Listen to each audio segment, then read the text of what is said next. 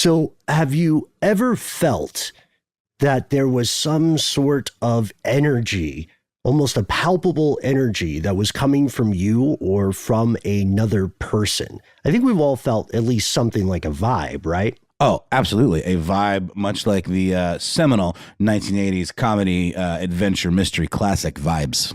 Thank you. No, Thank you. not again. Always, you guys, in that always. movie, Vibes forever. I found it on Prime. I'm going to watch it, okay? God.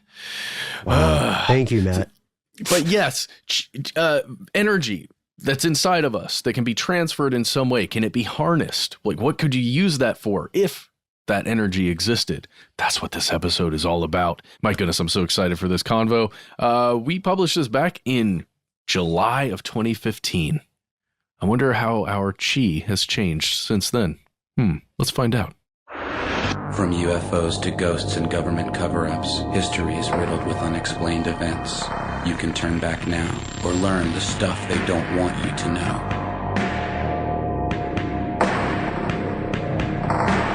Hello and welcome back to the show. My name is Matt. And I am Ben, no sleep till Brooklyn, Bolin, here with our super producer, Noel, the Iron Fist Brown. Oh, I knew that was you. Oh, and there's Jason. Hey, what's up, Jason? All right, yeah. Wait. One of our bosses is named Jason. That is true. We're not just making that up. So, listeners, as you know, usually we have some hints about the show embedded in our super producer's nickname, but some of you might be wondering, hey, wait, Ben, why did you give yourself a nickname in this? Oh, Well, it was quite literal. Yes, it was quite literal, and remains so. First, of course, guys, we may have been born yesterday, but we've been awake all night, as That's the correct. old joke goes. So we know, you guys, we know you're not supposed to give yourself your own nickname. That's a crap move. I was going to do it if you didn't. Yeah, I am coming to you semi-live, depending on when you hear this, without having had any sleep. I've been awake for about 36 hours. Matt, you actually caught me trying to sleep in my car in the parking deck. So this might be a little bit of a weird podcast on my end. That's why I have a nickname today. It's going to be great. That's how I like it when it gets nice and weird up in here. We send the weird waves through these cords and out into your ears. So, today we're going to talk about something that is a little out there. Some of you might not really, I don't know, you might be thinking, oh gosh, why would they even talk about this subject? Right. But then others are going to go, oh man, they're finally talking about this. Well, that happens pretty often, Matt. Let's face it. And then also we will have a contingent of people who will say, this is just terrible. You're doing a terrible job. But let's ease into it. Here's one for the fans of comic books, okay? And I'm going to be very careful not to spoil too much of this, because if you're a fan of comic books, it might come up in your life a few years from now. But there is a character in Marvel Comics whose name is Iron Fist. And Noel, today, Iron Fist is your namesake. Iron Fist has has pretty much martial arts superpowers. Yes. And he can focus this energy that he has to give himself slightly enhanced strength, but also, superhuman reflexes, agility, the whole nine, better senses, but not as good as Daredevil, which is important. And he has this one big move. The power of it changes depending on who's writing the story at that time, where he can focus all of this energy into one punch. And this punch is amazing. And when it first started, he could only do it once a day, and he was just garbage after that. So he had to be very selective, like a smart bomb in an old Atari game or something. Oh yeah. But when he focused this thing, it had a name. What was this energy he was focusing? Well, it has a lot of different names depending on where you're born and what culture surrounds you. But the most common is chi. Ah, yes, spelled with a Q-I or C-H-I. Here's the deal. Today we are talking about chi. Is chi real? What is chi? What is real? No, I'm kidding. We're not. That's a lot for one episode. Way too deep. Yeah. So let's just start here. The human body is an astonishing thing, and the more we learn about the human body, not just the brain, but the more we learn about the human body in general, it seems the more questions we have. So we were going to do a little bit of backstory. Matt, you and I were going to do 2 videos this week. One with our classic format and one with a vlog, but I was in New York on some completely non-shady business, as you may have heard me allude to on Facebook. So we're sticking with one this week, and I'd like to talk to you a little bit about the video that we actually didn't make, so we can at least get some of that story out here in the audio podcast. And then when you're talking to other people who just watch the videos, you can say, oh, well, if you listen to the audio show, then you would know, you would be on like my level of knowitude. The knowitude of knowing that the human body is crazy. Like Ben said, there are things we're learning about it that I never would have believed. Mm-hmm. I don't know. Even recently, it's tough for me to believe this stuff, but it is true that the human body produces energies. Mm-hmm. There are a couple of different ones. One of the first ones that we want to talk about is electricity. Mm-hmm. Yes, I know it sounds crazy, but it's true. Without electricity, your brain wouldn't work. Yeah, and that's something that we being the human species have known for a little while, that electricity is the great impetus that makes all the things happen, right? All the Matt things, all the Noel things, listener, you, all the you things happen. And there's a pretty good article about this on the How Stuff Works website too. Yeah, it's called How Does the Body Make Electricity and How Does It Use It? And that's by one of the writers here, Julia Layton. Mm-hmm. Yeah, and we've got a great quotation here from the article just to put into context electricity's role in the body and the brain. When we talk about the nervous system sending signals to the brain, or synapses firing, or the brain telling our hands to contract around a door handle, what we're really talking about is electricity carrying messages between point A and point B. It's sort of like the digital cable signals that carry ones and zeros that deliver True Detective to your eyeballs, except in our bodies, electrons aren't flowing along a wire. Instead, an electrical charge is jumping from one cell to the next until it reaches its destination. Right, yeah, I think that's a pretty good explanation. Here's one of the things that the body also produces that tripped you and I out. Oh, yeah. This was unexpected. Light. To paraphrase Rihanna, you do indeed shine bright like a diamond. Well, not quite that bright. Right, absolutely not that bright. But we said so we hedged it a little. Here's the deal. The human body produces a small amount of light. In 2009, Live Science and The Guardian both reported a study that showed all human beings, in fact, virtually all living creatures, emit visible light, at least in small amounts. What? Yeah, it sounds crazy, but stick with me here. We're not talking about light that you and I could just see with our naked eye when you're walking around. We don't glow in the dark. We're talking about, I'm so sorry to interrupt. What was that song, With My Naked Eye I Saw? With my naked eye, I saw the falling rain coming down on me. Yeah. Who was that, Noel? Nice save. It was Luscious Jackson. Luscious Jackson. Bam. So, Luscious, I guess. Luscious Jackson got it. Yeah, she understood. Is it a she or is it a he? It's Luscious? like a group of people. It's a group of ladies. Oh, wow. A band, if you would. I apologize for not being on my Luscious Jackson knowledge. I apologize for interrupting you with this rambling thing. It's been a long couple of days. But good save, Noel. I'm sorry. Matt. No problem. But back to it. I'm not saying we glow in the dark. Okay. What I'm saying is that living things emit light that is roughly 1,000 times less intense than what we could detect with our eye. Okay. But it is detectable. Right. Okay. I see what you're saying. Similar to the way that some stars are visible only through the aid of a telescope or something like that. Sure, or if you leave a lens open for long enough. Mm-hmm. Okay, that makes sense. This study also showed that the light that people emitted varied throughout the day. It was lowest at around 10 a.m. and it was peaking around 4 p.m. to when it gradually declined. Your face, by the way, assuming you are human as you hear this, will probably glow brighter than the rest of your body. According to this one study, I have to say that just because this hasn't been, studied a lot, but it is really interesting.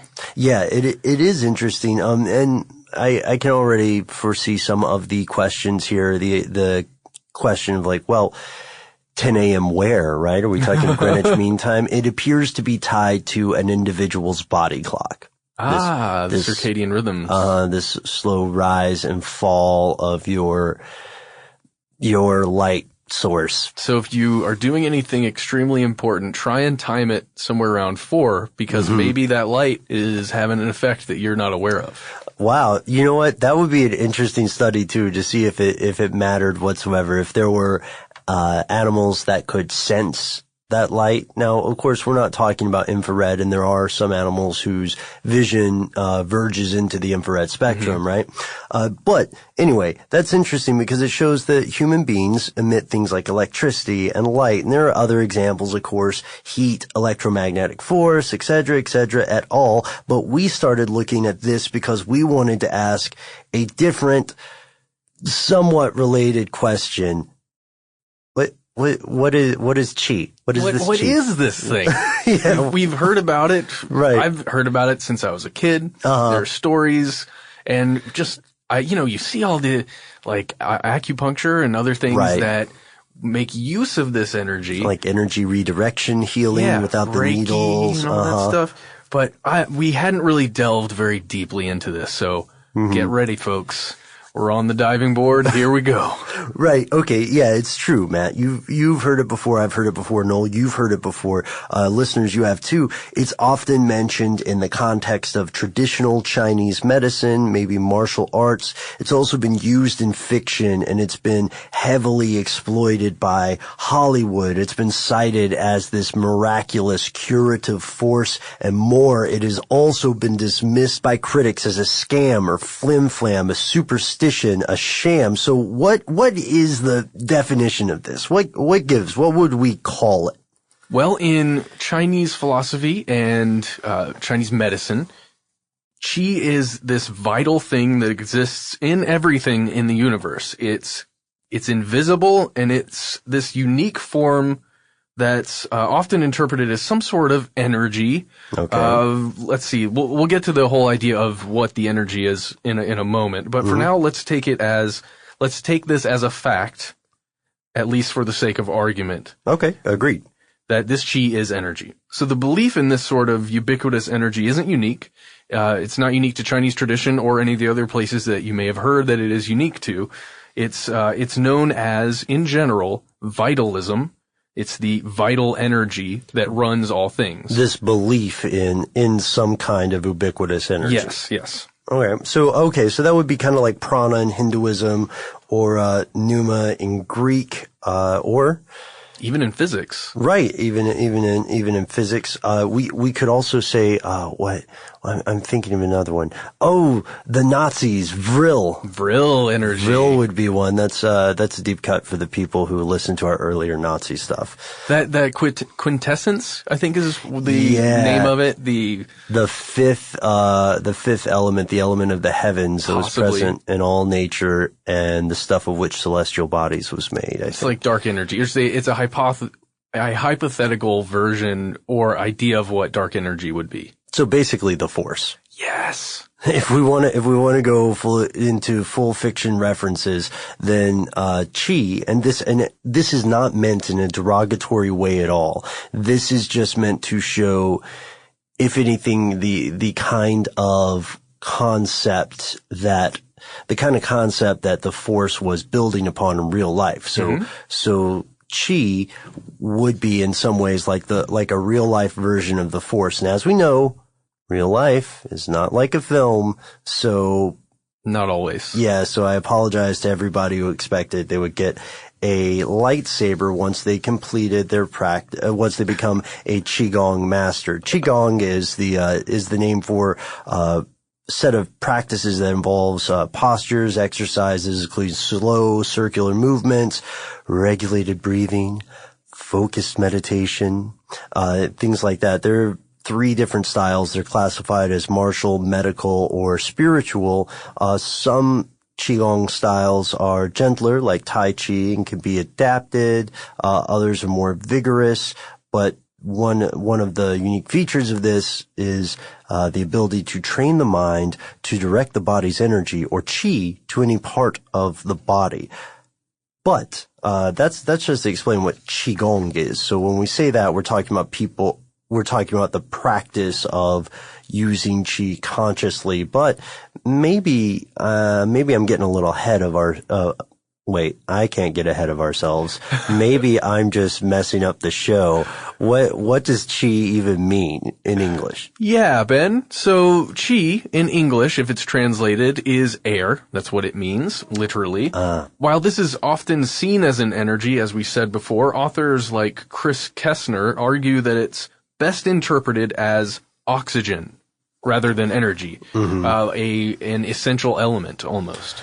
Right. Yeah. No, Chris Kessler, we found, because he's a bit contrarian when he talks about some of this, he claims that there are a lot of mistranslations or misconceptions, or rather mistranslations of Chinese culture and language that led to misconceptions in the West. And for the record, I completely agree with him in principle. I don't know how absolutely I would agree with his specifics, but he claims this mistranslation of qi as energy instead of oxygen was single-handedly created by a French fellow named Sully de Moron. In traditional Chinese medicine, qi is thought to travel through these channels called meridians.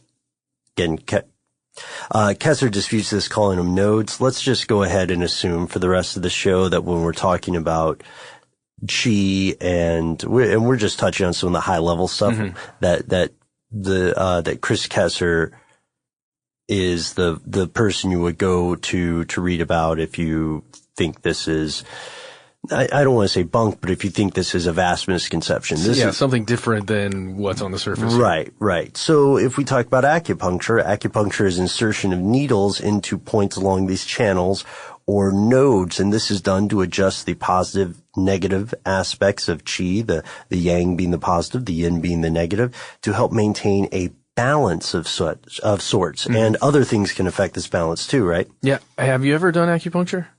I have not. You know, I have huge issues with touching metal. Yes, I'm aware of that. So I can't do, if there were like stone or wooden needles. Even if so with the touching metal thing, is it just your hands touching metal, or is it metal just touching your skin? No, it's a body-wide experience. Gotcha. Like my sensory, inputs are crossed. Gotcha. And the associations are unpleasant. Okay. So my wife tried acupuncture for the first time not long ago. Oh, no way. Yeah, she said she felt great afterwards, but she attributed that to just being in a relaxed state for a long period of time. She had a very stressful job for quite a while there, and then just going into a room with quiet music and someone gently touching you, even if they're shoving a needle in you, just a little bit. Just meditating, huh? Yeah. So she felt great afterwards, but that's what she... Okay. You know what? That's kind of cool, man. That's amazing. I'd love to hear more about her experience, because as we know, people have used acupuncture for a very long time, and it's popular across the world now, and people swear by it, man. Oh, yeah. And we know also that our friends over at Stuff You Should Know have a great podcast on acupuncture if you want to learn more about it. So here's where we start to get into some of the more divisive stuff. I know a lot of people are not sold on acupuncture, and then a lot of people think that Western medical institutions are suppressing acupuncture, any natural alternative medicine. So we know those two sides of the argument are there. Let's bracket that for a second and get into some of the weirder stuff with the idea that practitioners of Qigong are able to direct the effects of Qi just by using their minds and their hands. Yeah. Reiki massage, right? Or Reiki energy redirection. I feel like Reiki is kind of a low-level version of some of the Qigong practitioners I've seen, at least on videos. Now, I'm not trying to diminish Reiki at all. Sure. I know several people. It's just a different thing. It's a different thing. I see what you're saying. The Qigong masters that I've seen are the ones that say they can create heat. They can actually create heat with their mind and their hands. Yes. And a couple other things. I think magnetism was another idea that these Qigong practitioners could do. Oh, remind me at the end of the episode because I can explain some of that.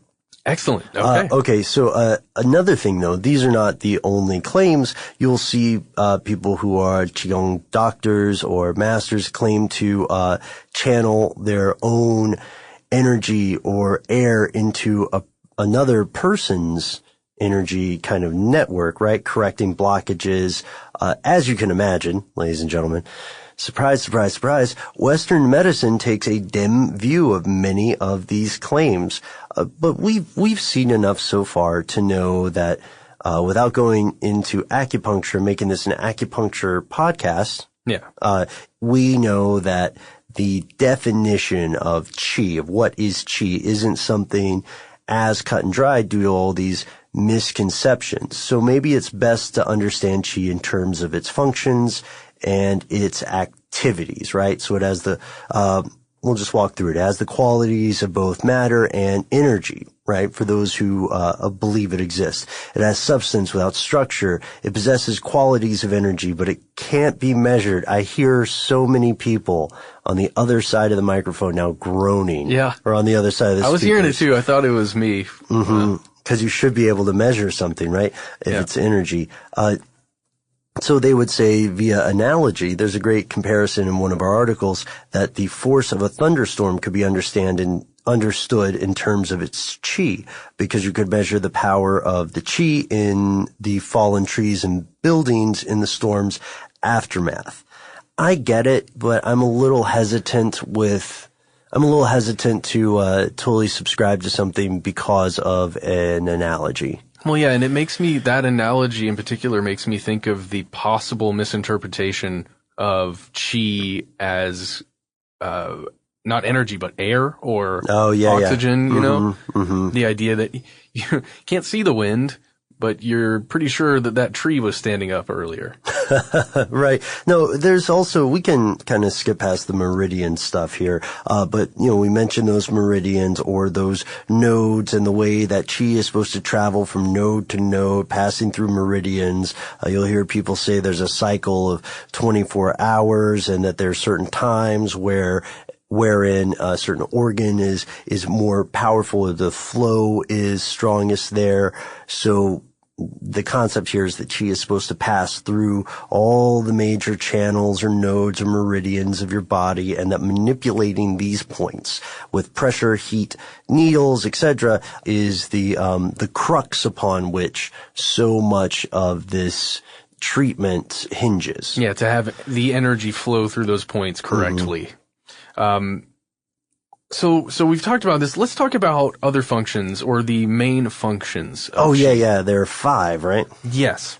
So the first one is transformation. And this is the idea that Qi transform one type of substance into another. Okay. So let's say the spleen Qi transforms food into Qi and blood, right? Yeah, that the body can use that stuff. Yeah, so uses both of these things, the Qi to make everything else work, and then the blood, the blood to make everything else work. Right. The kidney Qi transforms fluids into pure essence and wastewater.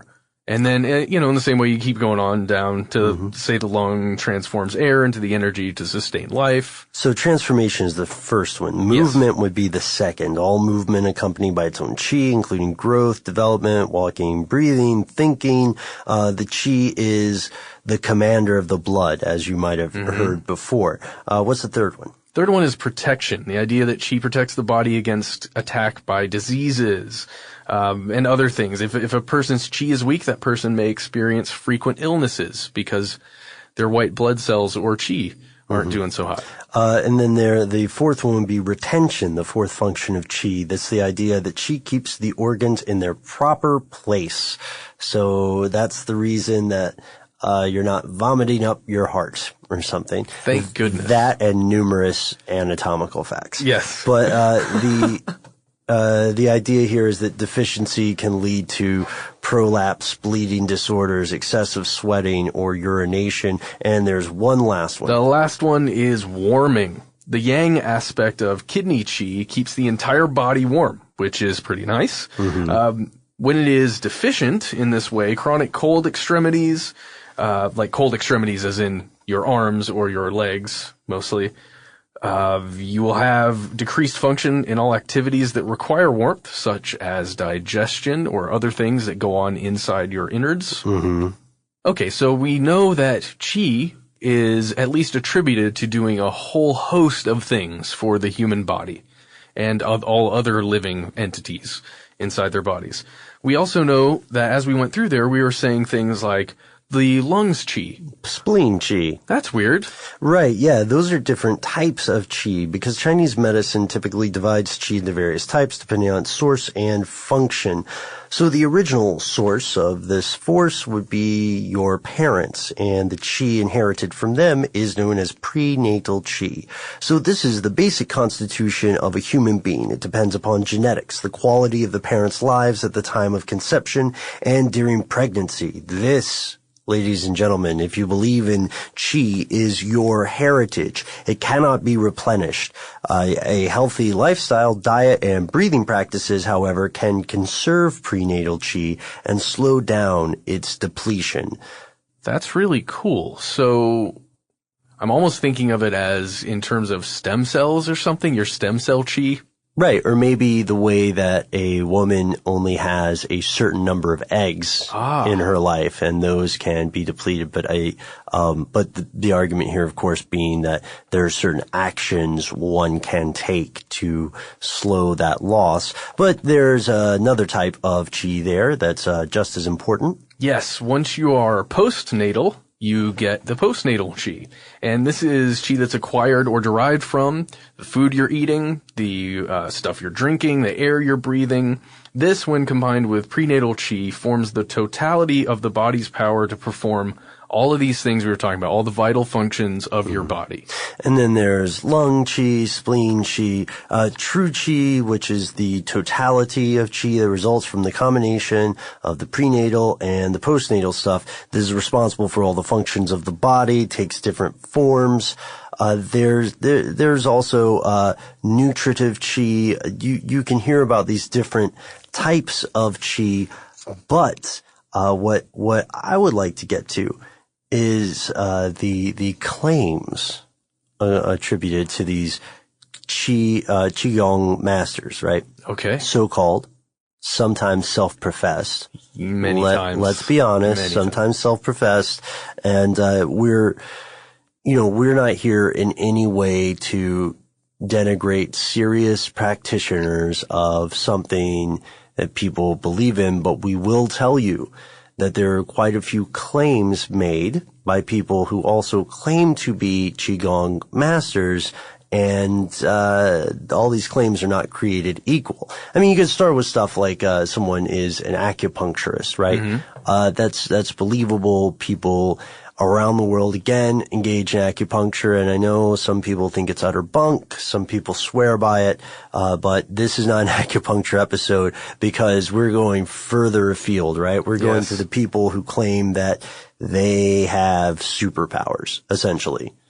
Sweet. As you know, I'm very interested in having superpowers, so we're aware, Ben. Right, so I looked into this, and I just, I don't want to spoil the surprise for anybody, but let's take a closer look at some of these, right? So Qigong the idea that it can give you superhuman abilities, particularly when it comes to withstanding pain. You'll see people being beaten with, I want you to hear the air quotes here, iron bars. Yeah.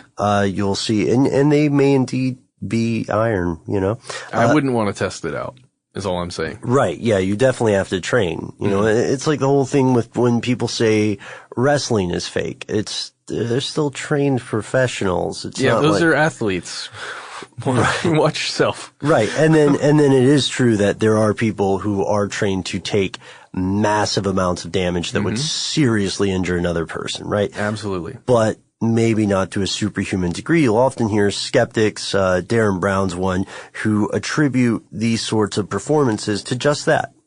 Performances. Yeah. Stage magic, right? But there's another bigger one that goes back to our friend Noel the Iron Fist Brown. Oh yes, Ben. That would be the no punch knockout. Yes. You may have seen videos of guys who are wearing like the master belts in some kind of martial arts garb, and there are a bunch of people running up to them and they're just knocking them over. You may have seen this. I watched a video like that recently because I somehow was watching an MMA video and then it was on one of the, on the right rail.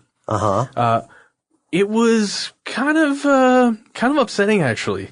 It was one of these practitioners who, it's a video of the master and his students, and he's just demonstrating how he can knock out all of his students without touching them. Yeah, and multiple times. And then he challenges an MMA fighter. And wagers lots of money and says that he can beat him up without touching him. And the MMA fighter proceeds to break the guy's nose and hurt him really badly. Is this the one where it's old. Is this the one where the guy says he'll put up a force field?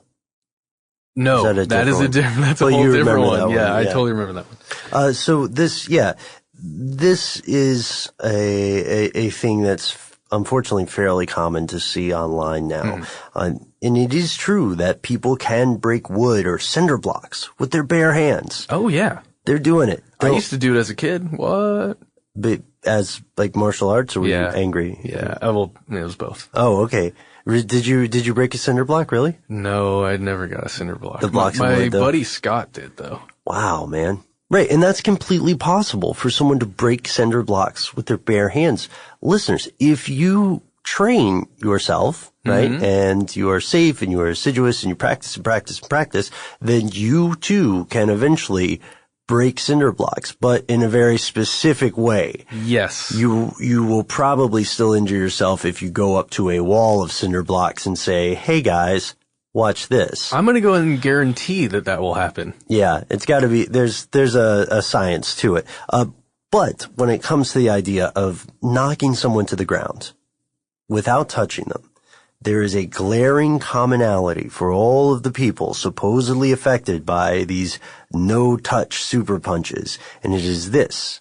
They are true believers. They believe this stuff really works. That's not saying, Ben and I aren't saying that these videos you were watching, they're just a bunch of people faking it and acting as though they're getting punched out. They believe so wholeheartedly that this master has these abilities, or even they perhaps have these abilities, that it makes it true for them.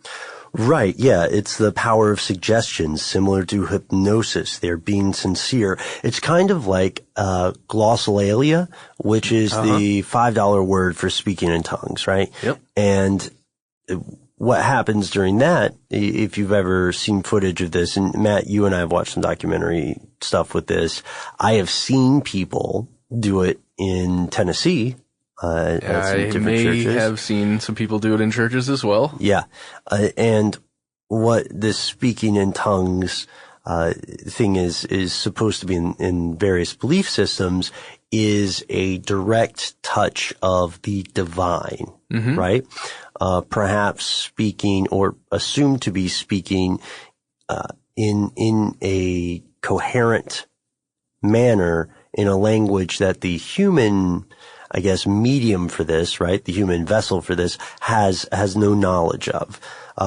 We've seen some great research on glossolalia that proves it is a real thing, and the people who are undergoing this, just like the people who are falling to a no-touch knockout punch, believe that it is happening. They're sincere.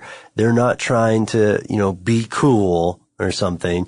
It's not like Craig is saying, I better fall down so I get promoted in this thing or whatever. It's a real thing. They believe on some level that this is the way they're supposed to act. So maybe I'd be so excited if I found somebody who could really do this. And if you know someone, please send them our way. Yeah, we'd love to see it happen in real life. But the fact of the matter is, at this point, we haven't found anything like that. Let's go to this one. Yeah, you've seen this and you know what's coming up. Yeah, there's another one you've probably seen videos of now. Thank goodness for YouTube. Thank you, YouTube. Where someone can use their chi powers to ignite a rolled piece of paper, a newspaper, some form of flammable substance. Sure. And, okay, so we just have to get started and say there are several of these that are obvious hoaxes that we have seen and been proven to be hoaxes. Mm-hmm. There's this chemical reaction that you can obtain. I think didn't Darren Brown cover this? Right. Scam School or something like that. The chemical reaction here's what happens. The person, claiming to have these amazing supernatural abilities, holds up a newspaper. Behind the newspaper, there's like a little plastic baggie, and in that bag, there's glycerol, I believe, and potassium manganite 7. And when they crumple it up, they combine the two elements, which creates a combustion, right, reaction, and it'll take a second for the newspaper to catch a fire, but newspaper, of course, being highly combustible, does catch a fire, and then the people just sort of hold it in your hand, or sort of Siegfried or Roy around it, David Copperfield stage magic stuff. You can check out that video for free online to see how that happens. These are just a few examples of the outlandish stuff, and yeah, can I just take a second to say, though, at this point, that I think it is so profoundly offensive to consciously misinform people about something that is a thousands and thousands year old tradition. This idea that breathing, exercising, being mindful of what you eat and how you live. Like, who could argue with that? That's a great idea. Call it what you want. You know what I mean? But don't try to swindle people by telling them that you will have superpowers. That's very... Yeah, I completely agree. It's very Scientology to me. There are also claims about the health benefits of Qigong, right? Yes, Ben. Like we said, acupuncture, people swear that acupuncture works, not only to relieve pain, but to relieve other symptoms of problems that they're having. But currently, unfortunately, the scientifically sound studies. It's like peer-reviewed research. Yes, ones that you could point to and say, okay, well, I really understand this, and then other people in the field understand that this is what is happening. They're severely lacking currently, at least by the standards of Western medicine and research. Well, and also by the standards of some members of the Chinese scientific community. Oh, yeah. There's a thing called the China Association of Science and Technology, or CAST, that has been had conducted wide-ranging studies of various Qigong practices or practitioners, and were trying to eliminate the fake ones. And they found that there was a wide variance of stuff. There's a guy named Dr. Stephen Barrett who noted that many practitioners of traditional Chinese medicine will separately see the same patient presenting the same symptoms or telling them the same symptoms, and have widely varying diagnoses, far beyond what you would call a second opinion, just very different stuff. And at this point, I have to ask you, man, what do you think about Qi? This is a tough one. I currently This is the way I'm going to couch this. Okay. I currently have no evidence to believe that chi is anything outside of the elements, the chemicals, and biological functions of the natural world and my body. Okay, well, that's what the text of ancient China say chi is anyway. Oh, sure. I mean, they just call all of these things together chi, and that's cool. I'm down with that. It's just I don't believe that it is a separate thing, I guess. Right. I see what you're saying. I definitely think it has been just woefully misrepresented at least here in the West. You know, it's got to be surprising. I'd love to hear from some of our other listeners here. It's got to be surprising sometimes, especially if you yourself, if we have anybody who practices alternative medicine or is an authority on it. I'd love to hear from you because I'd love to hear the misconceptions that you feel people in the West have. Yeah, I might have this completely wrong in my viewpoint of it. Well, it's just like while we were looking at this and while I was looking through Western research about Qi, one thing that got me, that I started wondering, was, is this sort of like the old Chinese restaurant problem? When I was in college, I would hang out with, some of my friends who were foreign nationals, right? They're from China. And we went to a Chinese restaurant one time and their reaction was very much like, what the hell is this? Oh, yeah. They were like, this is not Chinese food. Got that sweet and sour pork, huh? Yeah. Why are you pouring sugar on everything? Ugh. Which is actually a common reaction for people outside the States to anything. But, I wonder how much of it is misinterpreted. As for the question of whether it is real, then it has to go back to, double-blind studies that can prove a statistically significant thing. But, of course, you're listening to this show, you want to know if there's stuff they don't want you to know, then what could it be? We found two possibilities, ladies and gentlemen. One possibility being that it's bunk, that the they and the stuff they don't want you to know are the self-professed Qigong masters who will charge you money to, listen to the air quotes here, teach you the no knockout punch. Right? Yeah, well, or anyone who profits off of it being a real thing. Right. That's one option. Another option is that they would be the AMA or other Western medical institutions who repress alternative therapies in hopes of continuing the great the great and brutal cycle of profiting from people's health or lack thereof, right? Yep. That one hurt, just the way you said it even. I mean, I can clearly see some validity in that, at least in that the brutal cycle does exist, right? Maybe somebody doesn't want you to know that we're all interconnected with this energy, Ben, and we all have powerful Qigong masters inside of us. Don't avatar me, man. Not on the air. Sorry, I'm joking. That's possible, but then why would somebody want to repress something like that? So they can control us, Ben. Through that common connection? Through that zeitgeist? Yeah. Maybe. There's a film there for sure. We could definitely do that. Before we go into this thing, I wanted to go back to the stuff we mentioned at the top, the idea that people could control magnetism, right? Or yes. Project heat. Yes. So these things are partially true. These are real superpowers, asterisks. And you already know some of this, right? Because one of the things that intense meditation teaches people to do, and this is amazing. I would be cursing up a storm if this were not an all ages show because I am just astonished. Really excited, yes. Very excited, yes. Matt sees me almost cursing here, across this. What we find is it is possible to gain control over your normally involuntary bodily functions. If you meditate frequently, and there are numerous monks of varying different religions who are capable of doing this, you can raise and lower your body temperature. You can increase and decrease your heartbeat, right?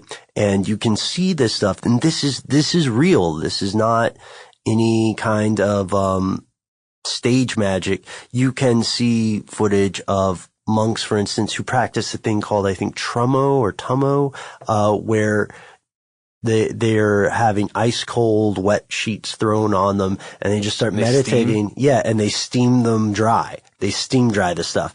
Or, and I think there's one European who learned to do that, and now he just jogs around. I swear, this guy was just jogging around, in like shorts. Oh, I saw it. Yeah, and then just in Arctic weather, in weather that would have given other people frostbite. And his extremities were not suffering frostbite because he had this control over his body. You also see people getting buried alive with their hands in the praying position and just lowering their body responses almost like they're in hibernation. That's real. That's spooky to be able to do that. So, okay, sorry. The other thing, I've got to go on a rant here. The other thing is the ability, the magnetic ability. Yes. When I was looking at various possible real superpowers, there's this friction thing that's actually happening. You remember? Did you read about this? Yeah, it's not a magnetism, it's a stickiness issue. Which is so much grosser. Yeah, it really is. And it's genetic. Mm-hmm. So it's kind of cool. You might see the videos of a person putting a spoon or other metal objects on their body, on their face, on their nose, on their chest. All over. And it's like, oh man, this guy is a magnet. Holy moly. And his children have the same power. What? Race of mutants. Well, kind of. Maybe. No. Well, it's just a genetic condition that alters your skin. Yeah, and they have a higher frictive ability, I believe. Things are just more likely to stick to them. They are stickier people.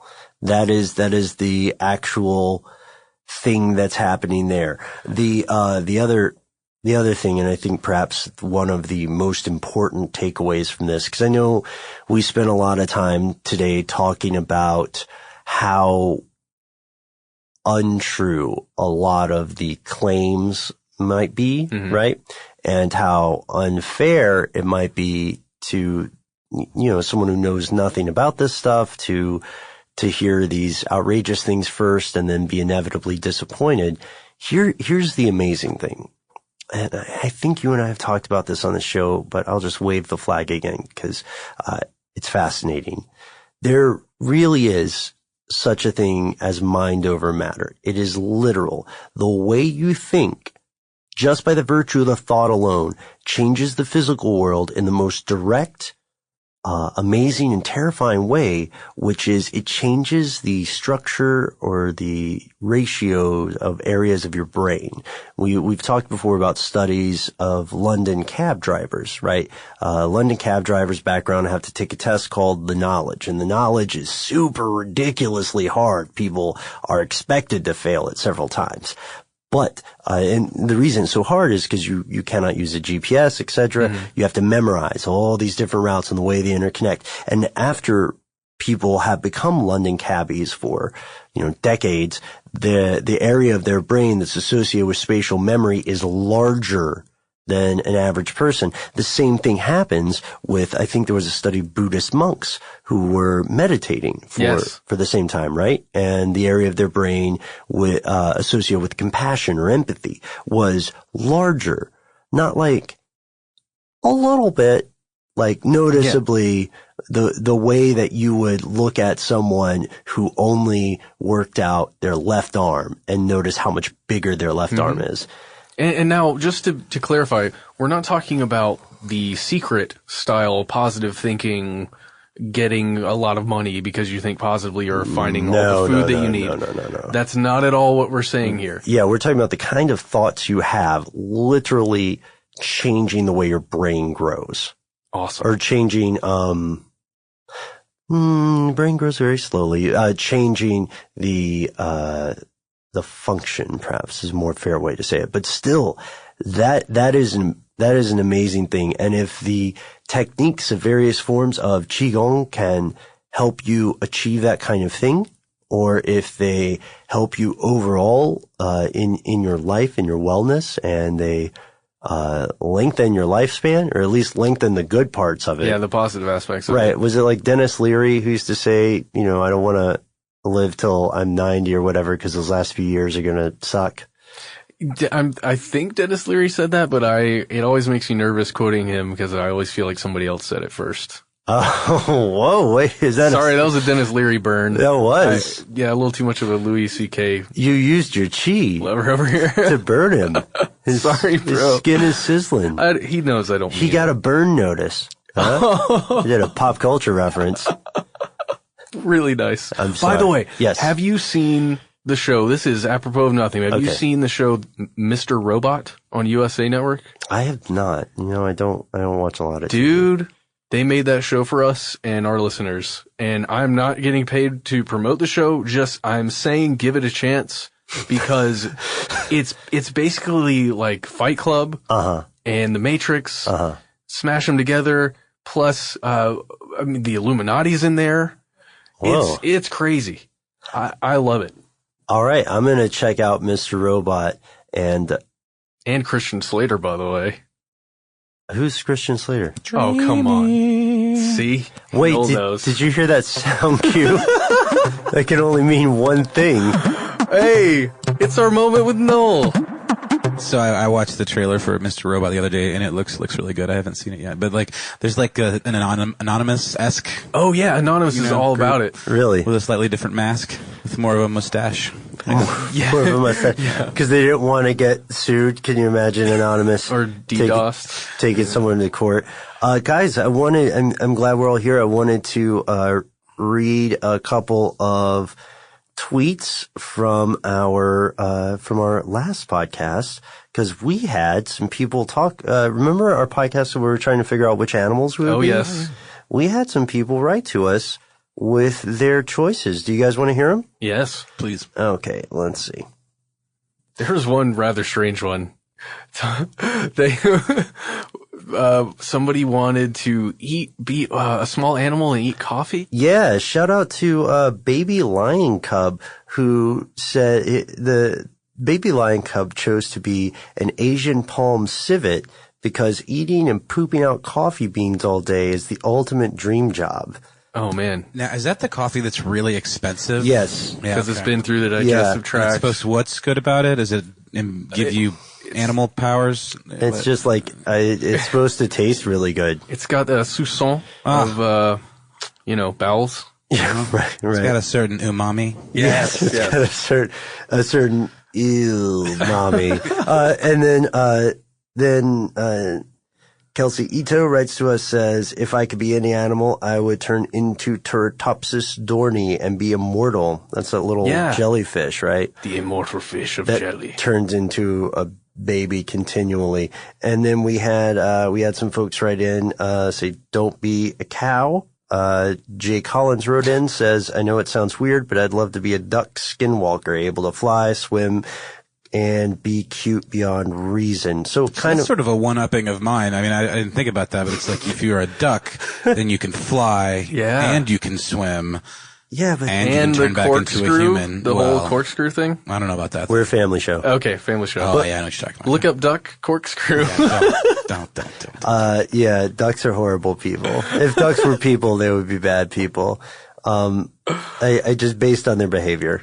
They would mainly just swim in giant pools of golden coins. Oh, yeah. Oh, yeah. Did you know that you will be seriously injured if you attempt to do that? Yeah. For some reason, there was a study where someone said, how would this work? Just in case. I've wasted all my time on paper money. It would be less of a splash and more of like a...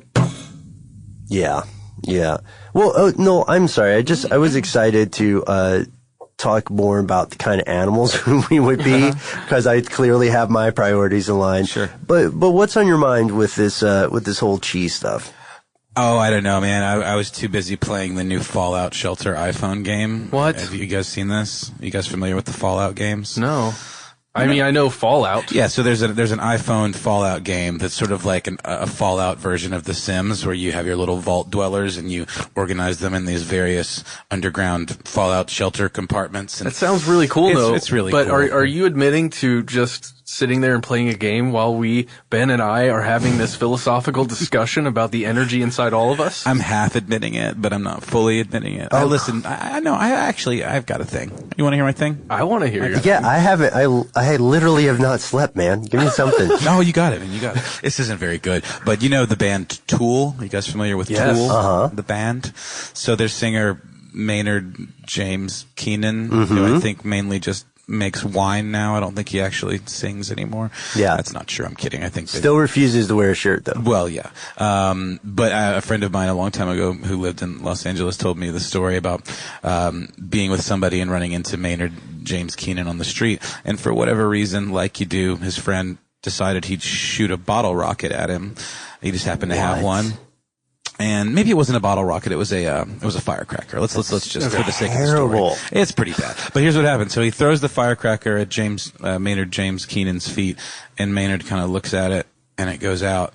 And the guy's like, whoa, what even happened there? And Maynard goes, I put it out with my mind, man. No way. So I think Maynard's got some serious chi going on. That's great. As long as he can't ignite the firecrackers, I'm fine. You don't know. I don't know. But I also don't throw firecrackers at strangers. No, it's an odd story. It almost sounds made up, but I like to tell it. That's a fun story. It's like that getting tackled by Bill Murray in the hallway of the hotel story, you know? Where he whispers like in your ear, like, no one's going to believe you. Oh yeah, no one will believe you. I often wonder how many of those stories are true. We didn't get to everybody who wrote in to say which animals they would transform to, but we got some fantastic suggestions. They made me rethink. You guys, I really Rethink in the whale? Well, I think we ended on an octopus. I don't know. I think we really, I kind of screwed us when I said no fictional animals, you know? Yeah. Yeah. There's so many of those, though. It would have taken me a week to really narrow down what I wanted to be. Yeah. Well, let's keep thinking. Like, the octopus things seem cool because, you know, there's certain types of octopus that can transform into Is there different such a thing shapes. as a triceracorn? Because there should be. Triceracorn. Oh, man. Yeah.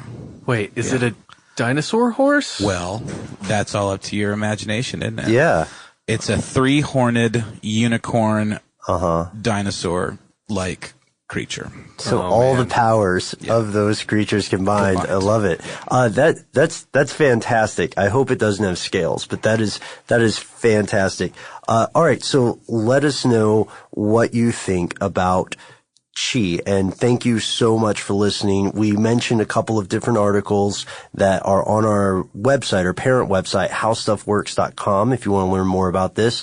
If you haven't checked out the video we had that came out earlier this week, our classic video on the alleged dragon family, and you like to hear about Big Brother type world domination conspiracies, Just money printing and laundering. World War II lost treasures or counterfeiting, then check it out. I think the best teaser for that, if you haven't seen it, is that several years back, and you and I think it already started the show, but several years back, 2009, exactly, several different foreign nationals were arrested on their way to Switzerland.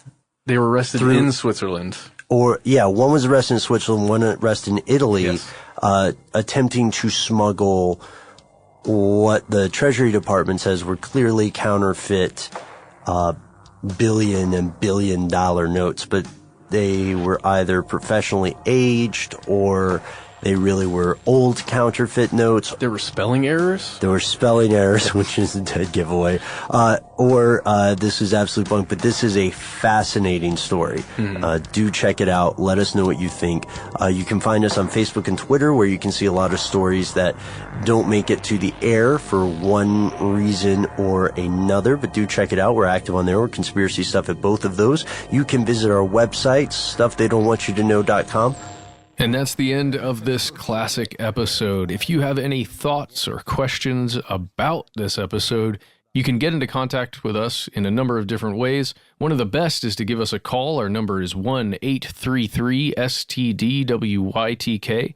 If you don't want to do that, you can send us a good old-fashioned email. We are conspiracy@iHeartRadio.com. Stuff They Don't Want You to Know is a production of iHeartRadio. For more podcasts from iHeartRadio, visit the iHeartRadio app, Apple Podcasts, or wherever you listen to your favorite shows.